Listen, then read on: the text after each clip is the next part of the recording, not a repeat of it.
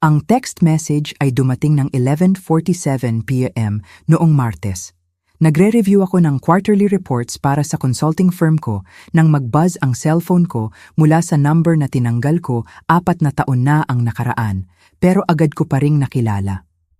Jackson, ako to.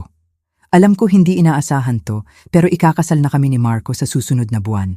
Talagang gusto naming makarating ka. Hindi naman talaga bilang bisita, kundi para sa closure.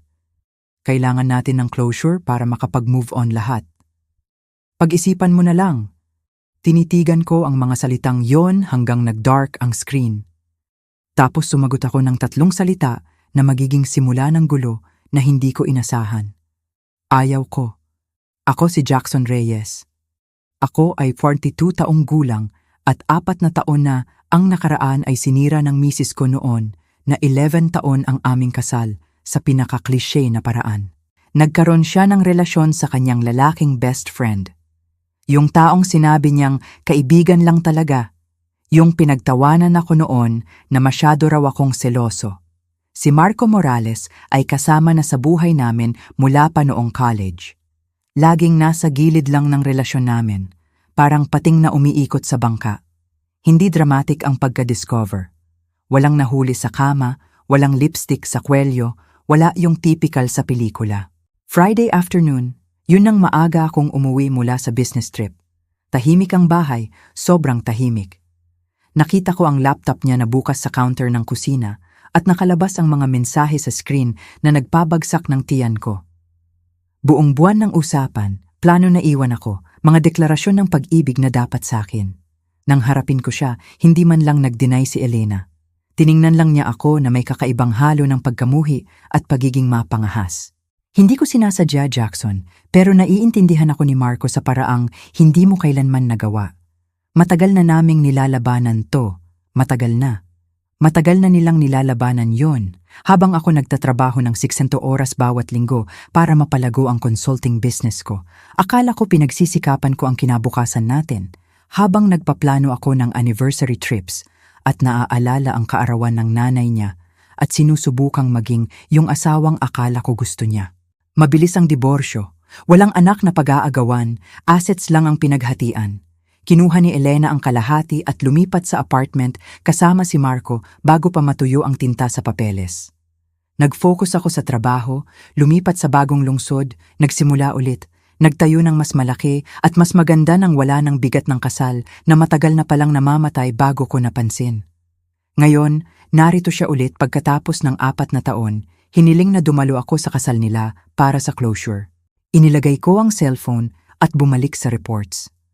Ang kapal ng mukha ng iba talaga, hindi nawawala. Pero mukhang hindi sapat ang 3 salitang sagot ko para kay Elena at Marco. 2 araw pagkatapos, bumuzz ulit ang cellphone ko. Mas mahaba na ang mensahe ngayon.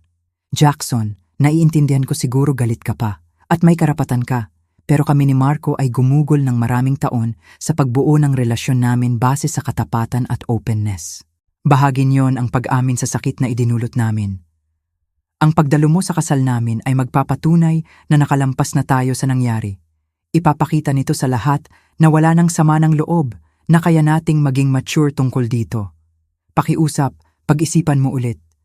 Sobrang halaga nito sa amin at sa tingin ko makakatulong din sa'yo para mag-heal. Mag-heal? Gusto niyang mag-heal ako sa panonood sa kanya na ikasal sa lalaking pinagtaksilan ako? Tinawagan ko ang kapatid ko, Nathan, na naging sandalan ko noong diborsyo. Sinagot niya sa pangalawang ring.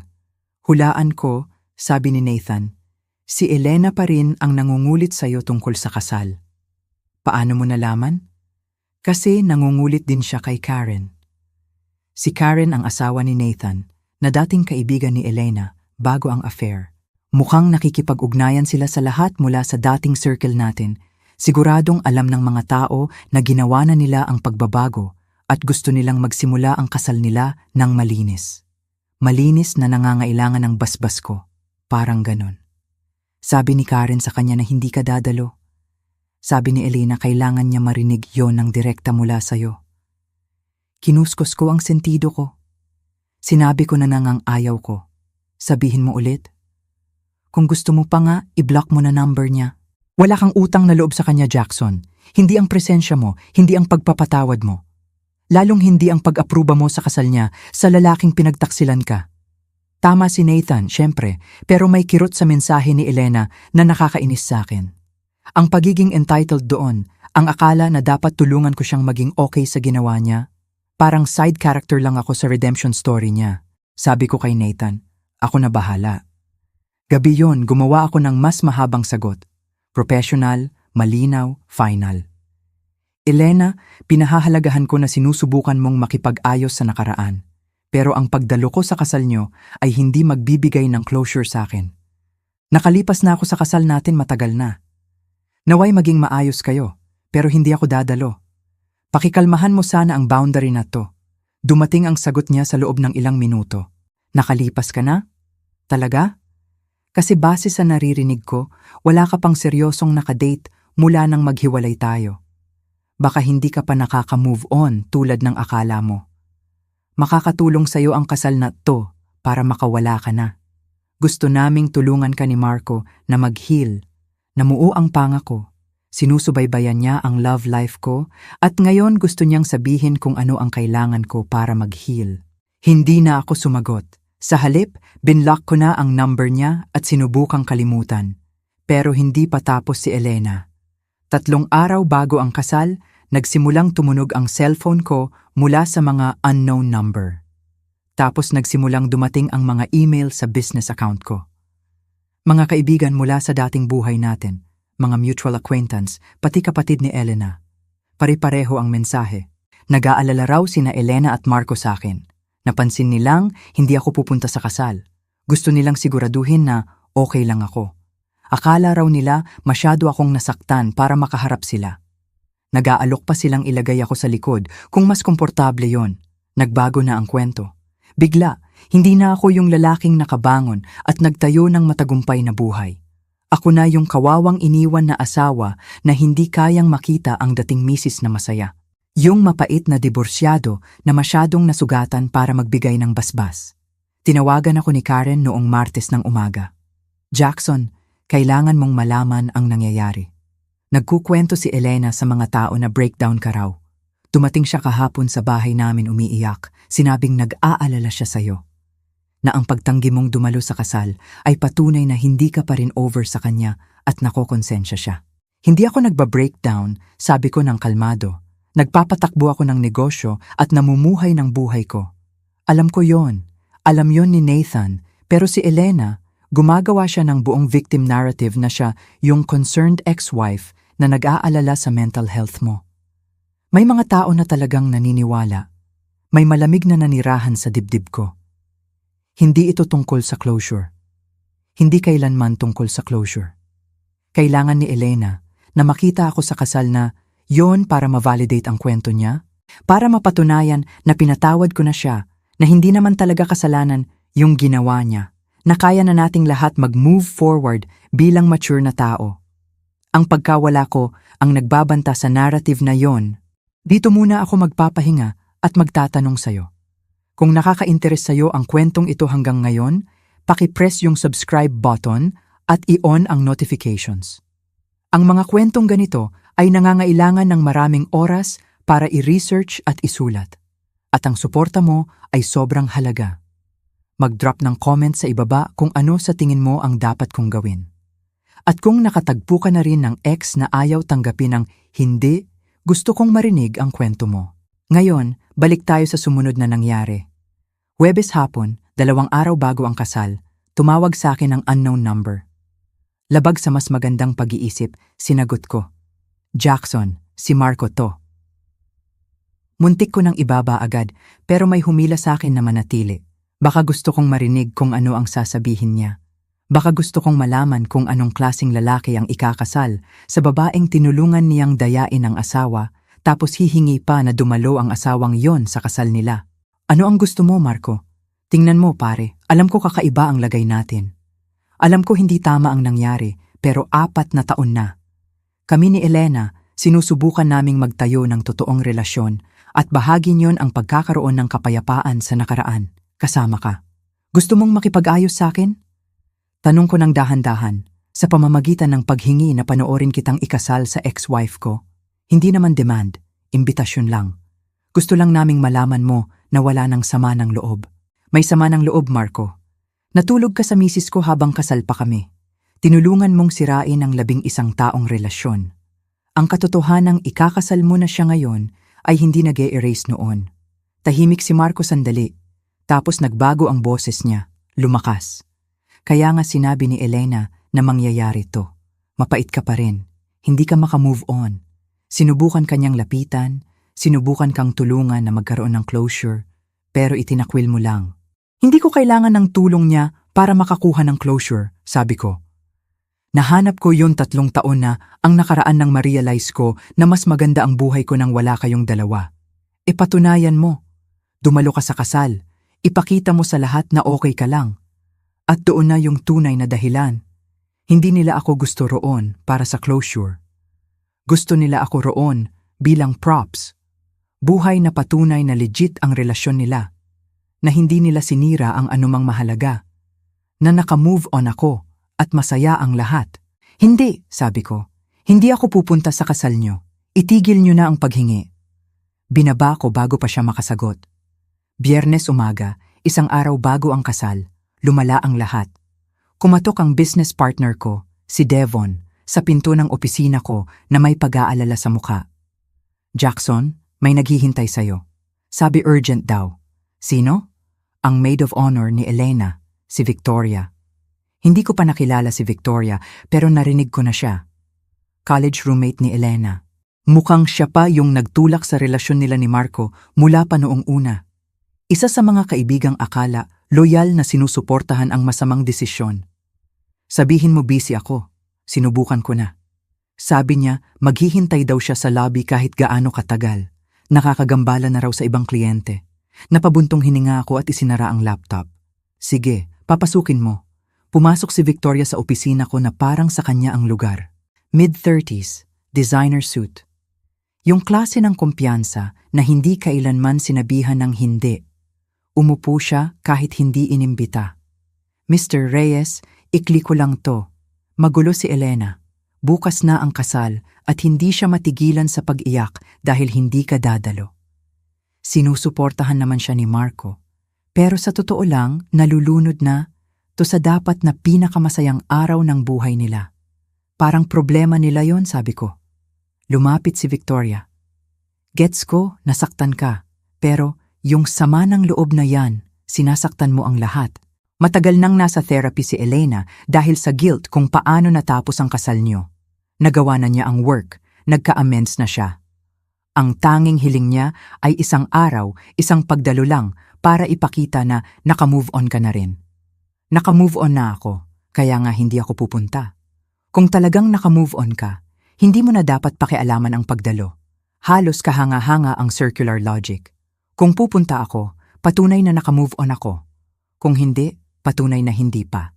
Sa anumang paraan, mali ako dahil hindi ko ginawa ang gusto nila. Victoria, isasabi ko, tunang 1 beses lang ng malinaw.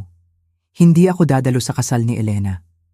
Hindi dahil mapait ako, hindi dahil nasaktan pa ako, hindi dahil hindi pa ako naka-move on, kundi dahil wala akong gustong gawin sa Sabado na panoorin ang 2 taong nanloko sa akin na nagpapanggap na mga biktima na karapat-dapat sa basbas ko. Ngayon, pakikalmahan mo na ang opisina ko. Dahan-dahang tumayo si Victoria. Alam mo ba, sabi ni Elena na ganito ka nga magre-react. Sabi niya, palagi ka ng malamig. Palaging inuuna ang trabaho kaysa relasyon. Palaging ginagawa mong tungkol sa'yo ang lahat. Nakikita ko na ngayon na tama siya. Pagkaalis niya, matagal akong nakaupo sa opisina ko. Halos kahanga-hanga ang pag-rewrite ng kasaysayan. Ako pala malamig. Ako pala ginagawa ang lahat tungkol sa'kin. Ako pala inuuna ang trabaho kaysa relasyon. Hindi bale na sinuportahan ko si Elena sa 2 pagpalit ng trabaho at master's degree. Hindi bale na 3 taon kaming nasa couples therapy para ayusin ang mga problemang hindi niya inamin. Hindi bale na tapat, present at committed ako hanggang sa araw na nakita ko ang mga mensahe. Pero hindi yon ang kwento nila. Sa bersyon nila, ako ang kontrabida na nagmaneho kay Elena papunta sa bisig ni Marco, ang malamig na asawa na nararapat sa nangyari. At ngayon, ang mapait na ex na hindi makawala. Gabing yon, tumawag si Nathan na may balita. May bagong kwento si Elena. Mukhang binantaan mo raw si Marco sa telepono kahapon. Sabi mo darating ka at gagawa ng iskandalo sa kasal kung hindi ka papayagang ihatid si Elena sa altar. Tumawa ako. Tunay na tawa. Baliw yon. Sabi ko, hindi ako pupunta. Alam ko, pero sinasabi niya sa lahat na unstable ka, na baka dumating ka pa rin at sirain ang lahat. Nag-hire daw siya ng extra security para sa kasal, para siguradong hindi ka makapasok kung susubukan mong sumalpok. Kaya ngayon, banta na ako. Mas lalong gumanda. Nagpo-post siya sa social media kung gaano kahirap mag-move forward kapag ayaw suportahan ng ex ang kaligayahan mo. Maraming vague post tungkol sa toxic na tao na hindi makalimutan ang nakaraan. Puno ng comments ang mga tao na nagsasabing ang tapang niya. Fascinating ang psychology niya. Gumawa si Elena ng narrative kung saan siya ang biktima ng aking sama ng loob si Marco, ang bayani na nagligtas sa kanya mula sa malamig na kasal, at ako ang kontrabida na masyadong sira para tanggapin ang katotohanan at ang pagtanggi ko ay patunay ng lahat noon. Ano ang dapat kong gawin? Tanong ko kay Nathan. Wala. Ginagawa mo na ang tama sa pamamagitan ng pag-iwas. Hayaan mo silang magkaroon ng drama nila. Matatapos din yan pagkatapos ng kasal. Pero may nagbago sa loob ko. 4 na taon akong nag-high road, tahimik tungkol sa totoong nangyari, hinayaan si Elena na magkwento ng kahit anong magpapagaan sa pakiramdam niya. At dito na nga humantong. Ako na ngayon ang tinuturing na unstable dahil ayaw kong bigyan siya ng validation na gusto niya. Siguro oras na para itigil ang high road. Sabado umaga, araw ng kasal, nagising ako sa 14 missed calls at doble sa text messages. May nangyari. Binasa ko ang mga mensahe. Karamihan galing sa mga halos hindi ko kilala, tinatanong kung okay lang ako, kung kailangan ko raw mag-usap, kung nagpapatingin na ba ako, ilan mas direkta. Totoo ba to? Sobrang layo na to, Jackson. Magpagamot ka na. Binuksan ko ang social media at agad na naintindihan. Nag-post si Elena ng 6:00 AM ng mahabang emosyonal na post tungkol sa regalo ko raw na ipinadala sa wedding venue nila. Isang photo album mula sa kasal namin na may note na nagsasabing, "Tandaan mo kung ano ang sinira mo." Brutal ang comments. Daan-da ang tao na tumatawag sa akin pathetic, obsessed, unhinged. Nagkakaroon ng screenshots. Nag-a-analyze sila ng diumanoy psychology ko. Nagdi-diagnose ng lahat mula narcissistic personality disorder hanggang dangerous obsession. May isang problema lang. Wala akong pinadala. Tinawagan ko agad si Nathan. "Nakita mo ba?" Tanong niya bago pa ako makapagsalita. "Hindi ako nagpadala ng kahit ano." Sabi ko, "Wala akong pinadala doon sa kasal." Alam ko. Bakit sinasabi niyang ako yon? Tahimik si Nathan sandali. Kasi Jackson, sa tingin ko kailangan niya talaga na maging kontrabida ka.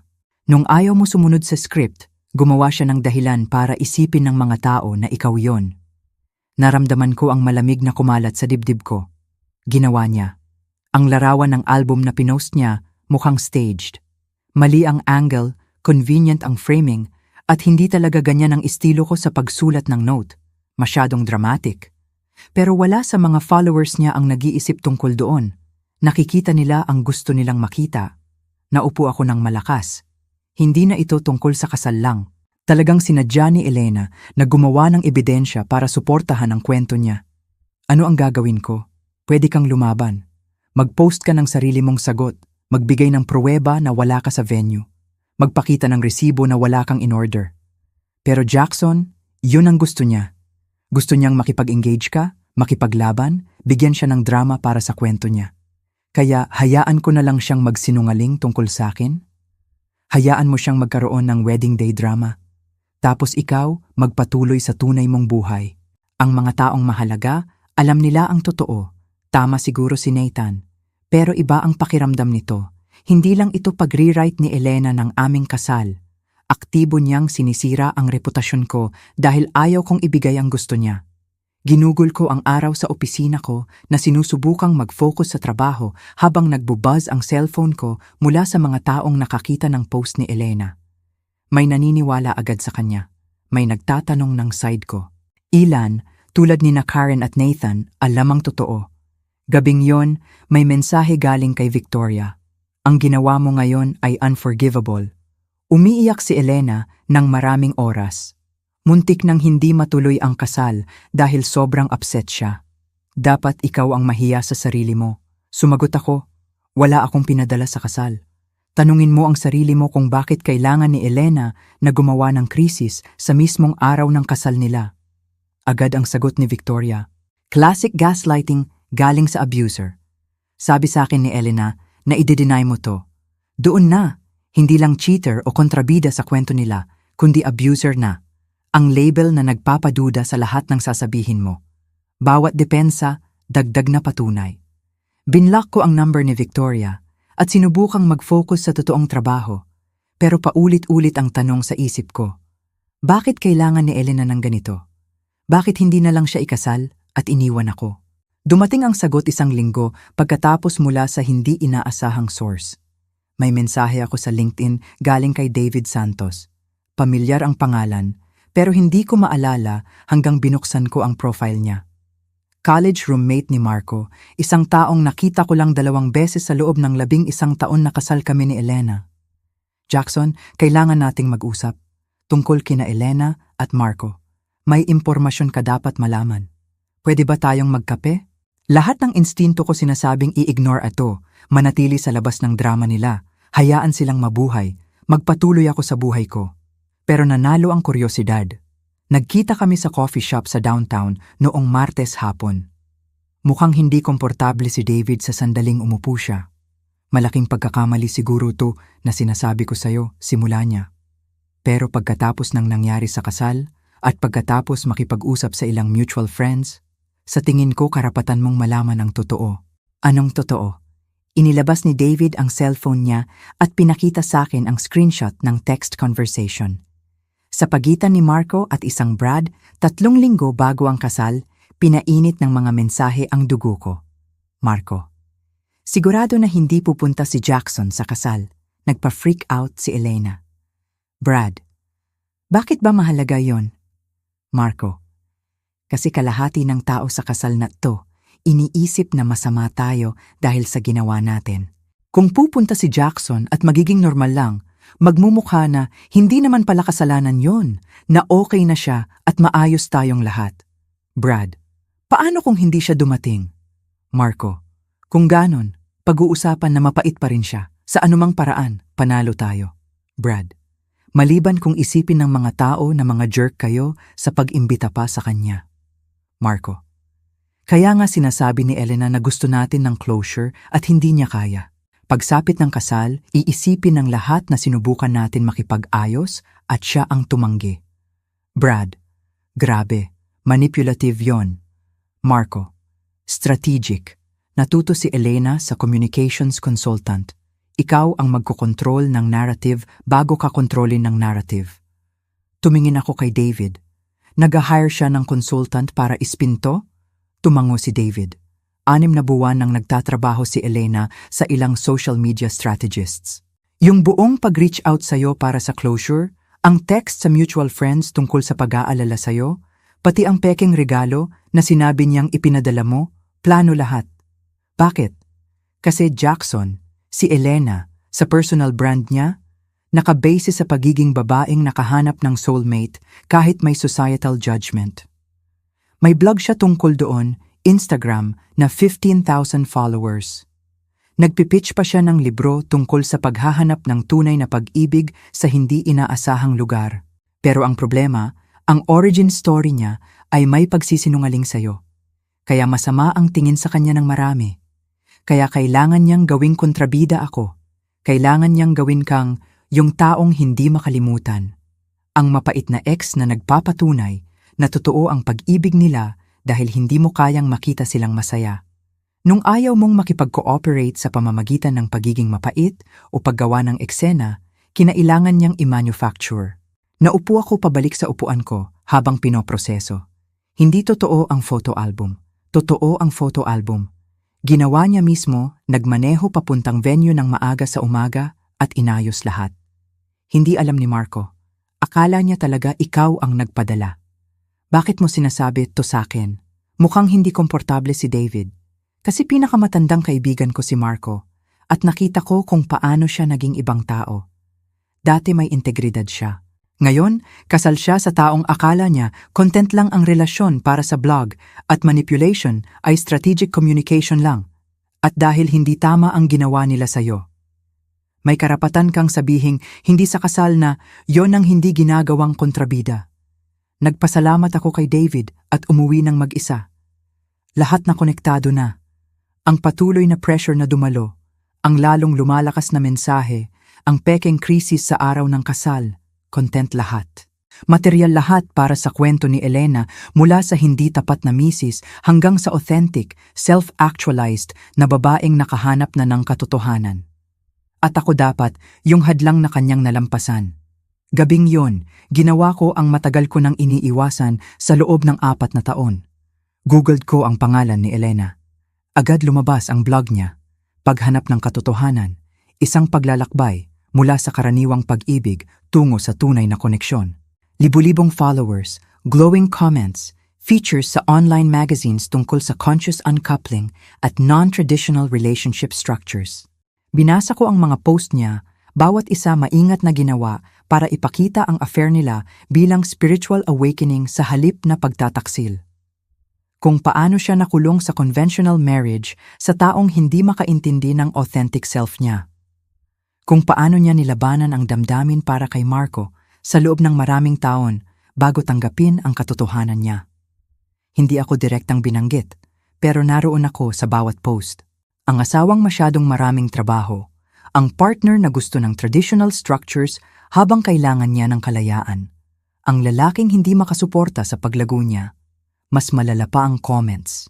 Daan-daang tao na pumupuri sa tapang niya, nagpapasalamat sa pag-normalize ng conscious uncoupling, nagkukwento ng sariling kwento ng pag-iwan sa relasyong hindi na nakikinabang sa kanila. Buong identity na ang naitayo ni Elena sa panlilinlang sakin at tinawag na enlightenment. At hinayaan ko siyang gawin yon sa pamamagitan ng pagiging tahimik. Pinag-isipan ko ang impormasyon mula kay David sa loob ng 3 araw, tapos gumawa ako ng desisyon. Hindi ako lalaban direktang sa narrative ni Elena. Hindi ako magpo-post ng sarili kong bersyon o magdedepensa sa comment sections niya. Magbibigay lang yon ng mas maraming content, mas maraming drama, mas maraming patunay na mapait pa rin ang ex na hindi makamove on. Sa halip, ginawa ko ang mas simple. Sumulat ako ng sarili kong kwento, hindi blog post o social media rant. Isang LinkedIn article na pinamagatang sa profesional na integridad at personal na brand. Tungkol ito sa business ethics, sa pagkakaiba ng strategic communication at manipulation, kung paano ang ilan ay nagtatayo ng tagumpay sa manufactured narratives sa halip na tunay na nagawa. Hindi ko direktang binanggit si Elena. Hindi ko binanggit ang kasal o ang affair o kahit ano roon. Pero may sapat na detalye na sino man na nakakaalam ng kwento namin ay makikilala ito. Nag-viral ang article sa professional network ko. Sa loob ng 48 oras, na-share ito ng 3,000 beses. Nahati ang comments. May pumupuri sa restraint at professionalism ko, may iba na nagsasabing petty ako at hindi makalimutan. Pero kumalat ang mensahe. At mas mahalaga, naabot nito ang mundo ni Elena. May mensahe ako galing kay Karen 3 araw pagkatapos kong i-publish. Nag-iiba-iba na ang isip ni Elena. Ilan sa mga blog sponsors niya ang nakakita ng article mo at nagtatanong tungkol sa timeline ng kasal nyo kumpara sa relasyon nila ni Marco. Isa sa kanila, tumiwalag na. Hindi ako sumagot. Hindi ito tungkol sa paghihiganti. Tungkol ito sa pagtanggi na manahimik habang may nagtatayo ng brand sa pagre-write ng buhay ko. 2 linggo pagkatapos, nag-reach out si Victoria na ibang tono na. Jackson, kailangan nating mag-usap. May ilang hindi pagkakaunawaan na kailangang linawin. Gusto ni Elena na humingi ng paumanhin sa anumang kalituhan tungkol sa sitwasyon ng kasal. Komplikasyon? Sumagot ako. Ganon na ba natin tinatawag yan ngayon? Tingnan mo, lumalalang ang mga bagay. Nag-stressed si Elena sa kasal at baka hindi gaanong tama ang ilang post niya. Pero yung pagsulat mo ng article at pagkakasangkot ng sponsors niya, lumampas na sa hangganan. Sumulat ako tungkol sa professional ethics. Kung nakita ni Elena ang sarili niya roon, baka mas nagsasabi yon tungkol sa kanya kaysa sa akin. Walang sagot si Victoria ng 1 oras. Tapos handa raw si Elena na maglabas ng statement na nililinaw na misunderstanding ang gift incident. Aalisin niya ang mga post na yon at ititigil na ang pagbanggit sa'yo publicly. Kapalit, tanggalin mo ang article mo at mag-move on na tayong lahat. Hindi, sumagot ako. Ano ang ibig sabihin hindi? Ibig sabihin, 4 na taon akong tahimik habang inaayos ni Elena ang buong relasyon namin para maging kwento niya. Ginawa niya ang kasal ko na content, ang privacy ko na plot point, ang katahimikan ko na pruweba ng kwento niya. Ngayon gusto niyang manahimik ulit ako dahil naapektuhan na ang brand niya ng katotohanan. Ang sagot ay hindi. Sisirain mo ang career niya dahil dito. Sinira ni Elena ang sarili niyang career sa pagsandal sa kasinungalingan. Ayaw ko na lang tulungan na mapanatili yon. Ganon talaga ang naging fallout. Naging private ang blog ni Elena. Marami pang sponsor ang tumiwalag. Natuloy ang book deal na pinagtatrabahuhan niya. Nagpadala sa akin ng galit na mensahe si Marco na tinawag akong vindictive at obsessed. Pero may kakaibang nangyari rin. Nagsimulang mag-message sa akin ang ibang tao. Mga lalaki at babae na niloko na ang mga ex ay nagre-write ng kasaysayan para gawing bayani ang sarili. Mga taong nanahimik para mag-high road habang ginawang tagumpay story ng dating partner ang pagtataksil. Nagpapasalamat sila sa akin sa pagsasalita, sa pagpapakita na hindi palaging sagot ang katahimikan, na minsan ang high road ay pagpapahintulot lang sa masasamang tao na kontrolin ang kwento. May mga mensahe rin galing sa mga naniniwalang petty ako, na dapat hinayaan ko na lang si Elena na maging masaya, na hindi pa rin ako nakaka-move on. Hindi ako sumagot sa alinmang grupo dahil ito ang natutunan ko. May mga tao na palaging makikita kang kontrabida sa kwento ng iba. Hindi mo makokontrol yon. Makokontrol mo lang kung papayagan mong sabihin nila yon ng walang hamon. Ngayon, 6 na buwan pagkatapos ng kasal na hindi ko dinalo, ganito ang buhay ko. Lumago ng 30% ang negosyo ko. May dinidate ako na mabait at tapat na itinuturing ang relasyon bilang partnership sa halip na content opportunity. Nakabili ako ng bahay na may workshop kung saan gumagawa ako ng muebles tuwing weekend. Wala na ang blog ni Elena. Nawala na rin ang Instagram account na may 15,000 followers. Tinamaan din ang negosyo ni Marco nang makita ng ilang kliyente niya ang mga screenshot ng text na ibinahagi sa akin ni David. Mag-asawa pa rin sila hanggang ngayon, pero ang fairy tale na sinubukan nilang ibenta sa mundo ay napalitan na ng mas tahimik na realidad. Hindi ko na sila madalas naiisip. Kapag naiisip ko sila, hindi na may galit o kasiyahan o sama ng loob. Mas malapit ito sa pagkamangha. Mangha na hindi na ako nasa kasal na yon. Mangha na hindi ako dumalo sa kasal na yon. Mangha na sa wakas ay tumigil ako sa pagiging tahimik nang subukan ng isang tao na gawing redemption arc ang buhay ko. Ang aral ay hindi tungkol sa paghihiganti o parusa. Tungkol ito sa boundaries. Sa pag-unawa na minsan, ang pinakamakapangyarihang bagay na magagawa mo ay ang tumanggi na makilahok sa kwento ng iba tungkol sa'yo. Gusto ni Elena na makita ako sa kasal niya para mapatunayan na siya ang bayani na nalampasan ang masamang kasal at nakahanap ng tunay na pag-ibig. Kailangan niya ang presensya ko, ang basbas ko, ang partisipasyon ko sa narrative na nilikha niya. Sa pagtanggi kong ibigay yon, kinuha ko ulit ang isang bagay na ginamit niya sa loob ng maraming taon. Ang kwento ko. Pwede siyang magkwento ng kahit anong bersyon ng kasal namin ang gusto niya, pero hindi na niya ako magagawa na karakter doon. Kung naantig sa'yo ang kwentong ito, pakikalmahan kong mag-subscribe sa channel. I-share ang sarili mong karanasan sa comments. Nakatagpo ka na ba ng ex na ayaw tanggapin ng hindi? Paano mo hinandle? At pakilike ang video para maabot ng marami pang tao na maaaring kailanganin ito. Minsan, ang pinakamabuting closure ay yung binibigay mo sa sarili mo sa pamamagitan ng pag-alis at pagtanggi na tumingin pabalik. Salamat sa panonood. Magkita tayo sa susunod.